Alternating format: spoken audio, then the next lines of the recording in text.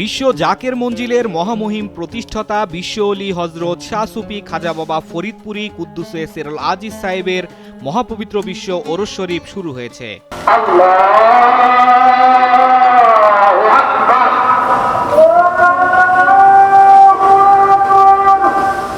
শুক্রবার সাম্য, শান্তি ও ঐক্যের বার্তা ছড়িয়ে দিতে প্রতি বছরের মতো এবারও লাখো মুসল্লির অংশগ্রহণে জুম্মার বিশাল জামায়াতের পর বিশ্ব অলি হজরত শাহ সুফি খাজা বাবা ফরিদপুরি কেবলাজান সাহেবের পবিত্র রওজা শরীফ জিয়ারতের মধ্য দিয়ে আনুষ্ঠানিকভাবে ওরস শরীফ শুরু হয়।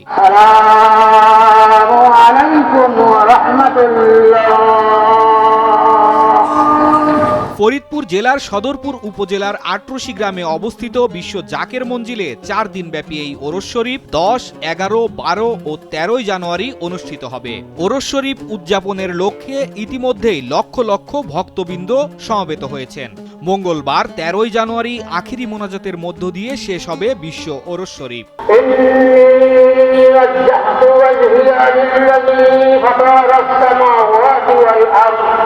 মহাপবিত্র বিশ্ব ওরস শরীফ উপলক্ষে নান্দনিক সাজে সজ্জিত করা হয়েছে বিশ্ব জাকের মঞ্জিল। দেশ বিদেশের লক্ষ লক্ষ আশেকান, জাকেরান, ধর্মপ্রাণ মুমিন মুসলমান ও ভক্তবৃন্দ সমবেত হচ্ছেন বিশ্ব জাকের মঞ্জিলে। ইবাদত বন্দেগী, জিকির আসকার, মিলাদ মাহফিল, দোয়া ও মোনাজাত সহ নানা ধর্মীয় কর্মসূচির আয়োজন করা হয়েছে।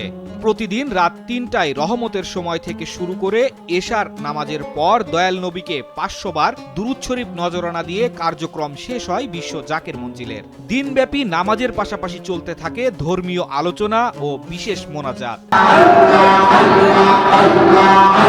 বিশ্ব জাকের মঞ্জিলের সুমহান প্রতিষ্ঠাতা বিশ্ব অলি হজরত শাহ সুফি খাজা বাবা ফরিদপুরি 1354 বাংলায় ফরিদপুরের সদরপুর উপজেলার আটরশি গ্রামে আসেন। আটরশির নিভৃত পল্লীতে জাকের ক্যাম্প স্থাপনের মাধ্যমে তিনি রাসূল সাল্লাল্লাহু আলাইহি ওয়াসাল্লামের সত্য তরিকার প্রচার শুরু করেন। খাজা বাবা প্রথম যেদিন আটরশিতে আসেন সেই দিন ছিল কোরবানির ঈদের দিন। তিনি দেখলেন সেই ঈদের দিনে লোকজন নাঙল জোয়াল নিয়ে মাঠে যাচ্ছে। এই অঞ্চলে নামাজ ছিল না, সমাজ ছিল না, ধনী মানি জ্ঞানী গুণী লোক ছিল না, গরু কোরবানি হতো না। গরুর গোস্তকে এই এলাকার মুসলমানেরা অস্পর্শ মনে করিত। ইসলাম কি তারা তা জানত না। পাশেই ছিল হিন্দু জমিদারের বাড়ি। এই এলাকার মুসলমানগণ জমিদারের বাড়ির পূজায় অংশগ্রহণ করত, পূজার প্রসাদ খাইত। তারা হিন্দুয়ানি রীতিকেই ভালোবাসত, হিন্দুয়ানি রীতি মতোই তারা চলত।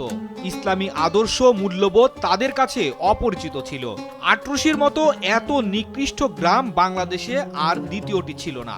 সেই ঈদের দিনে 3 জন নিয়ে পবিত্র ঈদুল আজহার নামাজ আদায় করলেন খাজা বাবা। খোদা তাআলার নিকট দুহাত তুলে দোয়া করলেন, হে খোদা তাআলা, এই 3-4 জন আমরা ঈদের নামাজ পড়লাম, দয়া করে তুমি এখানে ঈদের বিশাল জামাত কায়েম করো।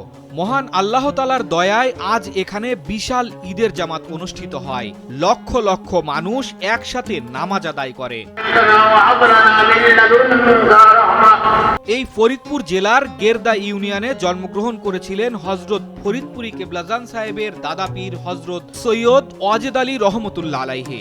তিনি সেখানে সত্য ইসলামের হিদায়াত করতে গিয়ে বাধাগ্রস্ত হয়েছিলেন এবং মনে কষ্ট নিয়ে কলকাতা চলে গিয়েছিলেন ফরিদপুর ছেড়ে।